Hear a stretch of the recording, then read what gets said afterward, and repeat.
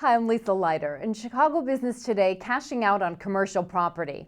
Cash out refinancings are not just for homeowners. These deals can really pay off for commercial real estate investors too. When values skyrocketed between 2004 and 2007, owners pulled millions of dollars out of some properties that ultimately fell into default when the market crashed.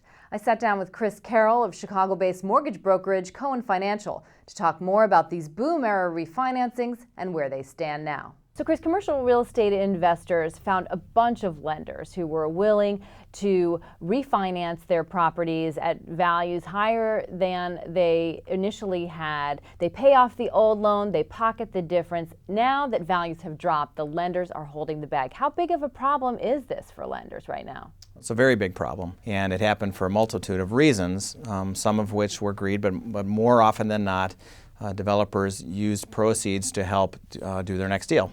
So, the dream of a developer is really to develop a property and to hold on to it so he can build an estate for himself.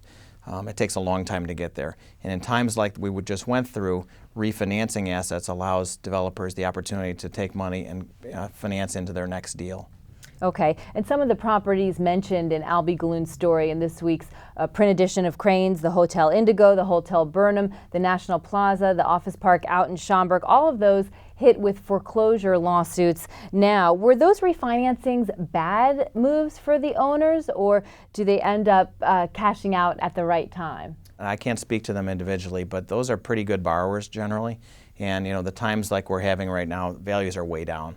Some would argue that if you don't refinance at the high leverage, that you're at a disadvantage when you come to sell your building because you're actually under leveraged. Equity costs more than debt, and you want to put as much of the inexpensive capital in your deal as possible. Refinancing can really backfire if investors take the money and then reinvest it in something that ultimately fails. How common was that, and are we going to see more of these problems for lenders going forward? Well, we're certainly going to see problems because there's a large legacy issue of deals that were overfinanced, and a lot of that came from Wall Street and through the CMBS lenders. Surprisingly, the bigger banks and the insurance companies have been relatively conservative and never really lost their principles when it came to lending. They still looked at the value of the property. They still underwrote the risks in the property.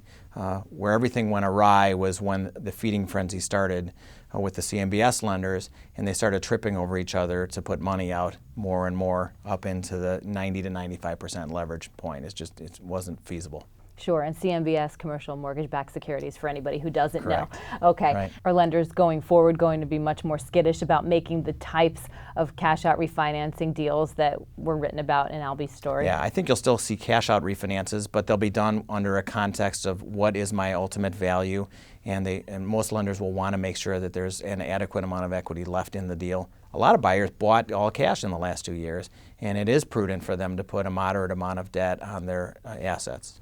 Okay. And we're starting to see that. All right, Chris. Well, thanks for joining us today. Very informative. Sure, thank you. And that's this edition of Chicago Business Today. For more on this story, be sure to check out this week's print edition of Crain's or chicagobusiness.com. Thanks for watching. We'll see you tomorrow.